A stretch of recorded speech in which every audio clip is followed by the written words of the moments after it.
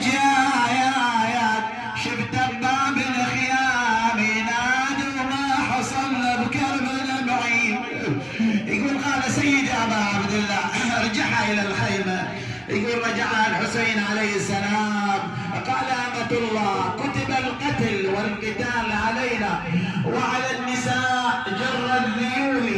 يقول ما أرادت أن ترجع. قال لها أمة الله أما ترضين أن تكوني مع زينب؟ قالت أبا عبد الله وبأي أمر مع زينب؟ قال بسبيلها من مكان إلى مكان.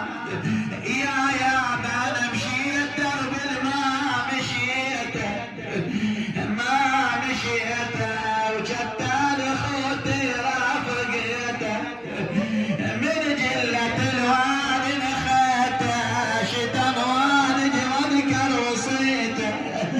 لا بس أن نضحك للأنصار في هذه الليلة. يقول بقي الحسين عليه السلام قضوا حق عليهم دون الخيام ولا خلوا خواتع سيرة الغار. لمن خلصوا وتغايض منهم الايام تعاووا مثل ما هو النجي من خار. هذا الرميح بفادت ذنب وذاك صار لان الشاب رن. وهذا الخيل صادره رضرضن وهذا وذاك بين دم الارض. نظر الحسين الى حبيب واذا دموعه تسيل على خده. قال حبيب؟ قال نعم. قال يا حبيب تبكي على اولادك تبكي على اسرتك علي من هذا البكاء يا حبيب؟ قال لا يا سيدي انظر الى الخيمه زينب واقفه في بابها. يقول بكى ابو عبد الله. قال اخي ابا الفاضل؟ قال نعم. قال اذهب الى اختك زينب. يا ويلي قال اخويا ايش طلعت من خيمتك من خيمتك يا من فدوى يروح اخوك لابتك. شلون تنضامن بوجود اخوتك وخيمتك بس يوفنا مظلينا. هكذا واذا بالحسين وقف على انصاره. هذا من صافح التراب جبينه. يا ويلي وين مسلم وين عابس يا حبيب؟ ليش عبتوني وخلوني غريب؟ ليش عبتوني وتخلوني غريب؟ ليش اناديكم ولا اسمع مجيب؟ ليش انادي وما تسمعون النداء؟ الليله اريدك تقرا للانصار ان شاء الله. ليش انادي وما تسمعون النداء؟ رحتوا عني ودارت علي العدا وادري بيني وبينكم حال الردى وادري بيني وبينكم حال الردى. يقول لما قضوا جميع الانصار الحسين عاد الى زينب خرجت في باب المخيم. قالت ابا عبد الله هل بقي احد من انصارك؟ قال لا يا اخي جميعا على رمضاء كربلاء. يا ويلي خويا الله يعينك مالك معي مالك معين وقومك على الغبره مطاعي.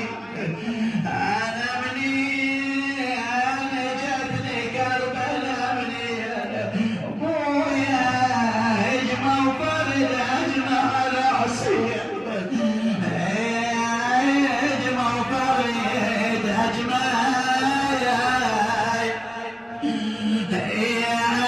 على عصير. نظرت مولاتنا زينب قبل استشهاد الانصار رأت الحسين يصلي بانصار بكت سلام الله عليها زينب ترى زينب شافت أصحابه يصلون بأخوها حسين منها تغير اللون. صلى حسين بالباقي من الأصحاب مثل عين الشمس جاوا من الشام. هذا الجدل ذاك من الرمل صار وهم برواحهم قاموا يصلون. مسلم بالمعارة حارب وطاح اجا حسين وحبيب بصحبته لا لقى مسلم طعين الموت بيلاح وقف يم حبيبي يهل العيون. قال عندك وصية؟ قال نعم سيدي مولاي عندي وصية. قال له شنو وصيتك بعائلتك؟ قال نعم عندي وصية لكن شوية خلي ذلك ينفمي هكذا تقول الروايات. قال أوصيك بهذا الغريب خيرا أوصيك بالحسين يقل المنية لا رجبية بعيدة بعيدة جا وصيتني بكل التريدة بذاك الحيال وهو الشعر بيده. نعم عندي وصية وبيها مضمون. يقول له حبيبي بتريدني عندي وصية أنا شبيدي حالت علي المنية يا ولي أوصيك بغريب الغاضرية يا ذا حسين عنا يا